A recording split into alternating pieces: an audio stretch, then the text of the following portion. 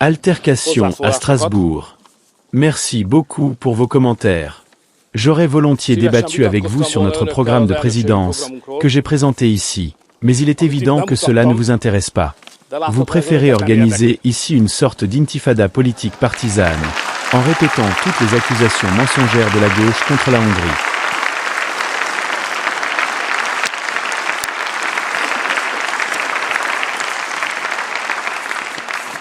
Ce que vous avez présenté ici n'est que de la pure propagande politique. Je ne vous en veux pas pour cela, car vous êtes des députés parlementaires, et si c'est votre choix, alors ainsi soit-il. Ce qui m'a néanmoins surpris, c'est l'intervention de la présidente de la Commission, car il est indéniable qu'il existe des divergences entre la présidente de la Commission et la Hongrie. Divergence que j'ai délibérément choisi de ne pas aborder ici, étant donné que notre travail dans le cadre de la présidence est consacré à l'Europe. Je trouve regrettable que la présidente projette ces divergences sur le travail de la présidence. Ce n'est pas correct, selon moi. Malheureusement, je dois évoquer des souvenirs plus anciens. Autrefois, cela ne se serait jamais produit. Un président de la Commission ne se serait jamais permis de tenir de tels propos.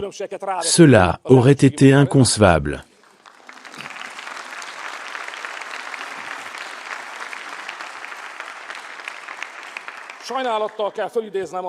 Dans le passé, comme le stipule le traité fondateur, la Commission était le gardien du traité.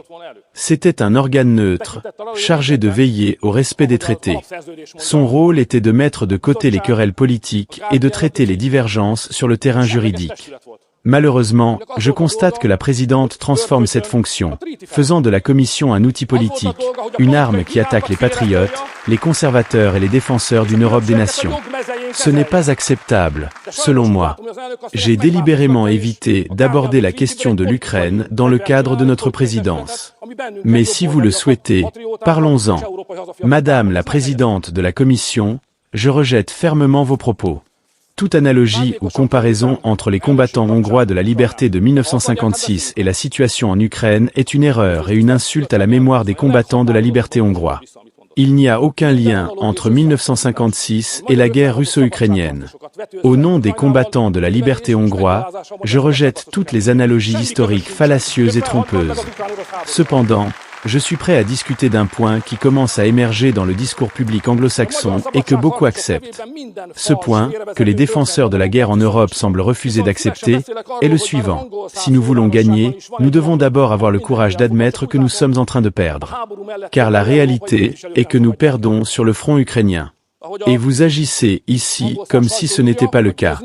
La vérité est que, grâce à des décisions imprudentes, des calculs erronés et une stratégie défaillante, l'Union européenne s'est lancée dans cette guerre de manière irréfléchie, en partie à cause de la présidente de la Commission. Si nous voulons gagner, il faut changer cette stratégie perdante. C'est une stratégie mal conçue et mal exécutée. Si nous continuons dans cette direction, nous allons perdre. Si nous voulons éviter cela, nous devons adopter une nouvelle stratégie. Je vous invite à réfléchir à cette suggestion. Dans toute guerre, il doit y avoir une activité diplomatique, une communication, des contacts directs ou indirects. Si nous négligeons cela, nous sombrerons de plus en plus dans l'abîme de la guerre. Les situations deviendront de plus en plus désespérées, les pertes humaines se multiplieront, des milliers, voire des centaines de milliers, de personnes mourront comme c'est déjà le cas en Ukraine. Avec cette stratégie, ce conflit ne trouvera pas de solution sur le champ de bataille. C'est pourquoi je vous propose de défendre la paix. Plaidons pour un cessez-le-feu et élaborons une autre stratégie, car si nous continuons ainsi, nous perdrons tous.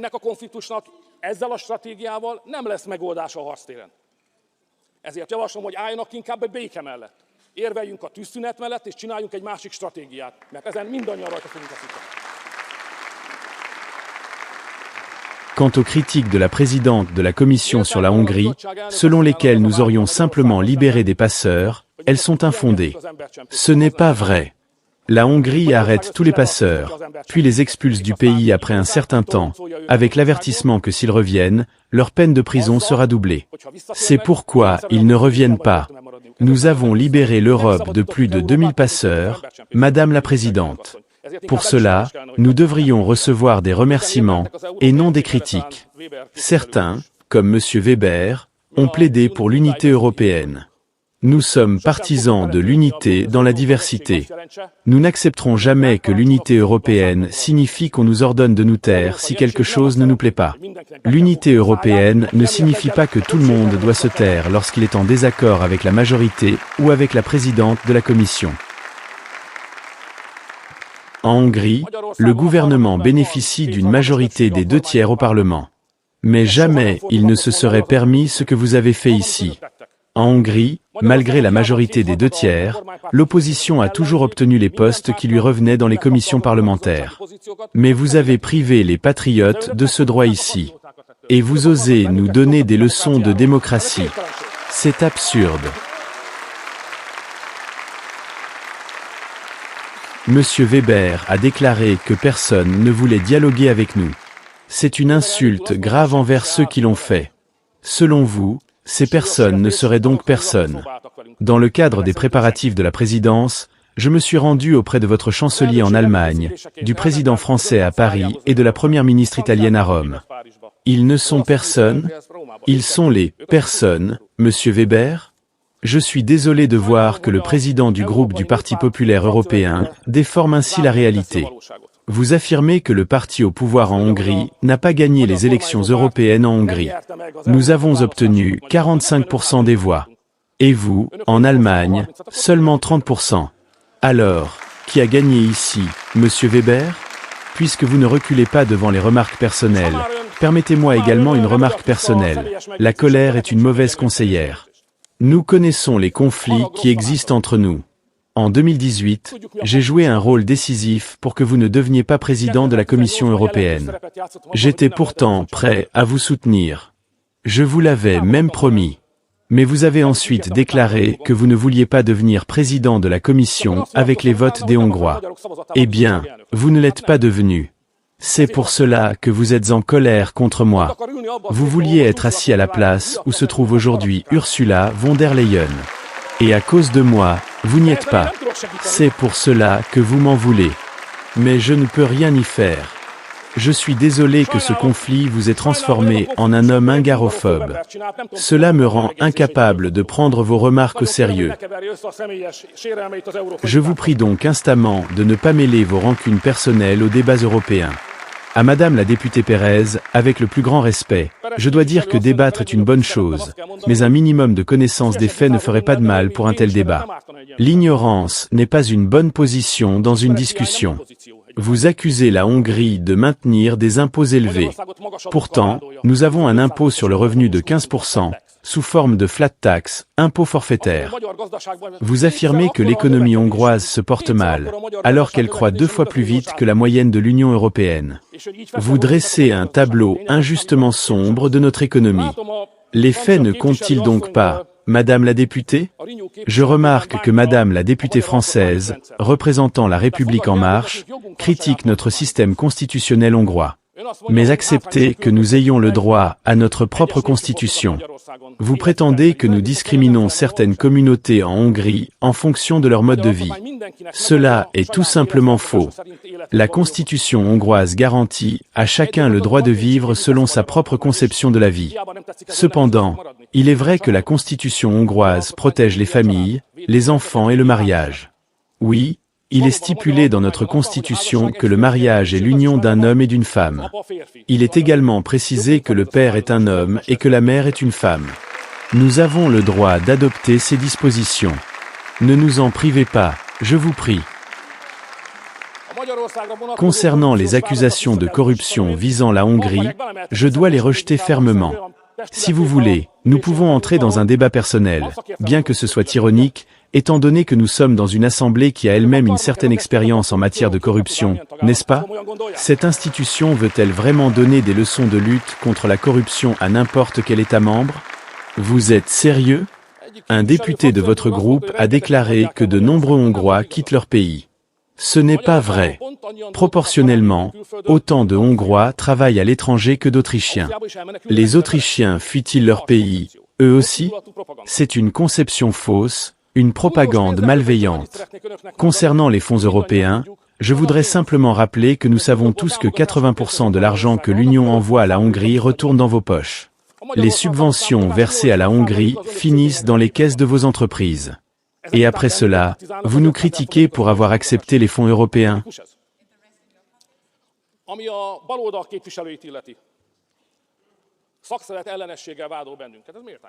Est-ce logique? Quant aux représentants de la gauche, vous nous accusez d'être hostiles aux syndicats, ce qui est injuste. Nous avons conclu des accords avec les syndicats. Récemment, nous avons convenu d'un programme pluriannuel d'augmentation des salaires. Nous avons également négocié une augmentation du salaire minimum, et nous continuons à discuter. Il y a de bonnes chances que nous parvenions à un accord sur les augmentations salariales pour les années à venir. Quant au mot « nazi », ce n'est pas moi qui l'ai introduit dans cette conversation, mais vous. Vous avez dit que je suis un antifasciste. Je respecte cela. Mais ici, je prends la parole pour un citoyen allemand qui est venu en Hongrie. Cet individu a attaqué violemment des passants dans la rue, causant de graves blessures corporelles simplement parce qu'il n'aimait pas leur apparence. Ça, c'est un comportement nazi. En Hongrie, on ne peut pas attaquer des gens dans la rue pour des raisons politiques, puis venir au Parlement européen en demandant d'échapper à la prison pour des crimes de droit commun commis en Hongrie. Cela n'est pas acceptable. Je vous demande de réfléchir à cela, et de ne pas me demander de libérer des criminels condamnés des prisons hongroises. La présidente de la Commission a mentionné le nombre de Russes travaillant en Hongrie. Nous sommes ici dans un cas d'hypocrisie. L'an dernier, nous avons délivré 3000 permis de travail pour un total de 7000 Russes travaillant en Hongrie. Madame von der Leyen est allemande, n'est-ce pas? Alors parlons de l'Allemagne. En Allemagne, 300 000 Russes travaillent. 300 000. Et vous m'accusez? Madame la présidente Pérez dit que l'Espagne compte 100 000 Russes. 100 000. Et encore. Vous me critiquez? En France, il y a 60 000 Russes qui travaillent. Et vous critiquez la Hongrie pour ces 7 000 travailleurs russes? Est-ce équitable? En ce qui concerne les relations économiques, la Hongrie commerce de manière transparente.